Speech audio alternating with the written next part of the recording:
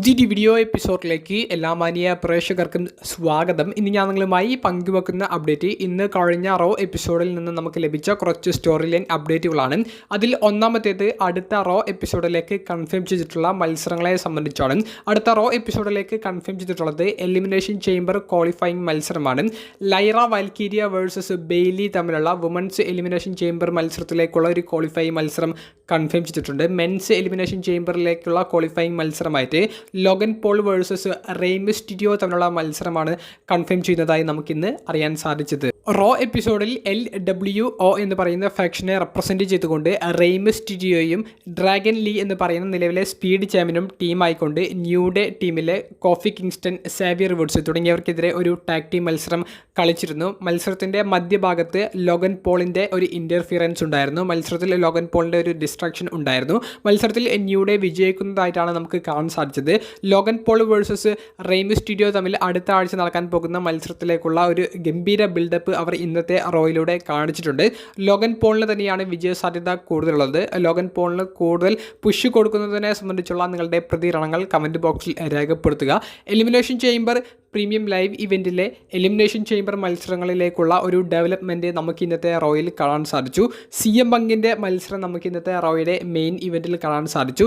CM പങ്കും സാമി സെയിനും തമ്മിൽ കളിച്ച ക്വാളിഫയിങ് മത്സരത്തിൽ കിടിലമായിട്ടുള്ള പെർഫോമൻസോട് കൂടി സാമി സെയിനെ പരാജയപ്പെടുത്തിക്കൊണ്ട് CM പങ്ക് വിജയിക്കുന്നതാണ് നമുക്ക് കാണാൻ സാധിച്ചത്. അതുപോലെ തന്നെ വുമൻസിൻ്റെ ക്വാളിഫയിങ് മത്സരത്തിൽ ഇയോ സ്കൈയെ ഡിസ്ക്വാളിഫിക്കേഷനിലൂടെ പരാജയപ്പെടുത്തിക്കൊണ്ട് ലിവ് മോർഗൻ വിജയിച്ച് ക്വാളിഫൈ നേടുന്നതാണ് നമുക്ക് കാണാൻ സാധിച്ചത്. ആ മത്സരത്തിൽ റഗിൽ റോഡ്രിഗസിനെ ആക്രമിക്കാൻ വേണ്ടി വന്ന റിയ റിപ്ലി ആ ഇടപെടൽ മൂലം ലിവ് മോർഗനെയും ആക്രമിക്കുന്നുണ്ട്. അവിടെയാണ് മത്സരം ഡിസ്ക്വാളിഫിക്കേഷനിലൂടെ അവസാനിക്കുന്നത്. ഇതിനു മുൻപ് ഒരു ബാക്ക് സ്റ്റേജ് സെഗ്മെൻറ്റിൽ റിയ റിപ്ലി ഇയോ സ്കൈയോട് സംസാരിച്ച് നിൽക്കുന്നതിൻ്റെ അടുത്തേക്ക് ലിവ് മോർഗൻ വന്നിട്ട് ഇയോ സ്കൈയെ ആക്രമിക്കുന്നു. അവിടെ Riya Ripley live മോർഗനെ ഓടിക്കുന്നുണ്ടെങ്കിലും Raquel Rodriguez വന്നിട്ട് റിയ റിപ്ലിയെ ആക്രമിക്കുന്നുണ്ട്. ഇതിനുള്ള ഒരു തിരിച്ചടി എന്നോണമാണ് മത്സരത്തിൻ്റെ ഇടയിൽ പോയി റഗിൽ റോഡ്രിഗസിനെ റിയ ആക്രമിക്കുന്നത്. പക്ഷേ അത് ഡിസ്ക്വാളിഫിക്കേഷനിലൂടെ ലിവ് മോർഗനെ വിജയം സമ്മാനിച്ചുകൊണ്ട് എലിമിനേഷൻ ചേംബറിലേക്കുള്ള ക്വാളിഫൈ നേടിക്കൊടുക്കുന്നതാണ് കാണാൻ സാധിച്ചത്. സൂപ്പർ താരമായ AJ സ്റ്റൈൽസ് റോ എന്ന റെഡ് ബ്രാൻഡിൻ്റെ ഭാഗം ആയിരിക്കുമെന്നുള്ളതും ഏദം പിയേഴ്സ് റോ എപ്പിസോഡിലൂടെ കൺഫേം ചെയ്തിട്ടുണ്ട്. അതുപോലെ തന്നെ പങ്കുവെക്കാനുള്ള story line update Royal Rumble വിജയിച്ച റെസ്ലേഴ്സിൻ്റെ ഡിസിഷൻ എന്താണ് എന്നുള്ളതിനെ സംബന്ധിച്ചാണ്. റോ എപ്പിസോഡ് ആരംഭിക്കുന്നത് main event Jey Uso 2025 men's Royal Rumble വിജയിച്ച ജെ ഊസോയുടെ സെഗ്മെൻറ്റോട് കൂടിയിട്ടാണ്. വളരെ ഇമോഷണൽ ആയിട്ടുള്ള ജെയുടെ സെഗ്മെൻറ്റാണ് നമുക്ക് കാണാൻ സാധിച്ചത്. അദ്ദേഹത്തിൻ്റെ എതിരാളി ആര്, റസൽമീനിയ 41 ഏത് ചാമ്പ്യൻഷിപ്പിനെ ചലഞ്ച് ചെയ്യും എന്നുള്ളത് പറയാൻ പോകുന്ന സമയത്താണ് വേൾഡ് ഹെവി വെയ്റ്റ് ചാമ്പ്യനായ ഗുന്തർ അങ്ങോട്ടേക്ക് കയറി വരുന്നത്. ഗുന്തർ പറയുന്നത് ഗുന്തർ ജെ ഊസോയെ ഒരു എതിരാളിയായിട്ട് കാണുന്നില്ല.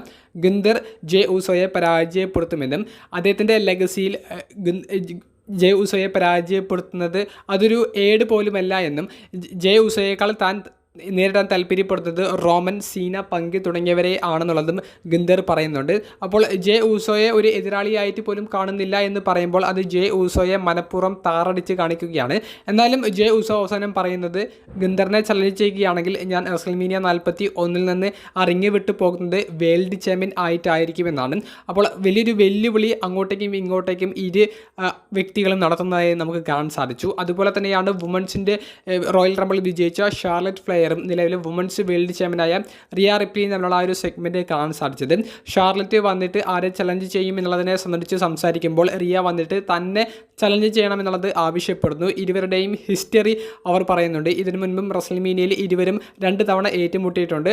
ഓരോ തവണയും ഒരു തവണ ഷാർലറ്റിനും ഒരു തവണ റിയ റിപ്ലിക്കും വിജയിക്കാൻ സാധിച്ചു. ഇത്തവണ നീ എന്നെ തിരഞ്ഞെടുത്തു, നിന്നെ ഞാൻ പരാജയപ്പെടുത്തുമെന്നത് റിയ ഷാർലറ്റിനോട് പറയുന്നു. അപ്പോൾ ഷാർലറ്റ് പറയുന്നുണ്ട് ഞാൻ NXTയിലേക്ക് പോകും, സ്മാക്ഡൗണിലേക്ക് പോകും, എന്നിട്ട് ഏറ്റവും മികച്ച എതിരാളിയായി ആരെയാണ് തനിക്ക് തോന്നുന്നത് ആ ആളെ താൻ സെലക്ട് ചെയ്യുമെന്നുള്ളത്.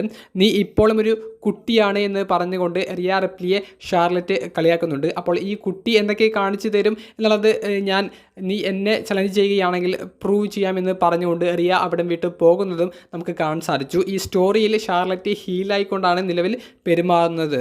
മറ്റൊരു സ്റ്റോറി ലൈൻ അപ്ഡേറ്റ് എന്തുകൊണ്ട് കെവിൻ ഓവൻസ് സാമി സെയിനെ ബ്രൂട്ടലായി ആക്രമിച്ചു എന്നുള്ളതിനെ സംബന്ധിച്ചാണ്. പാക്കേജ് പൈൽ ഡ്രൈവർ എന്ന് പറയുന്ന മൂവ് ഉപയോഗിച്ചുകൊണ്ട് നമ്മൾ ഒട്ടും എക്സ്പെക്റ്റ് ചെയ്യാത്ത സമയത്ത് മെയിൻ ഇവൻറ്റ് മത്സരം കഴിഞ്ഞതിന് ശേഷം കെവിൻ ഓവൻസ് സാമിയെ ആക്രമിച്ചു.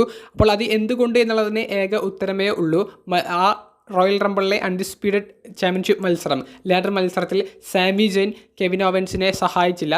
കോഡി ടൈറ്റിൽ എടുക്കാതിരിക്കാൻ വേണ്ടി സാമി ഒന്നും ചെയ്തില്ല. സാമി നോക്കി നിന്നു.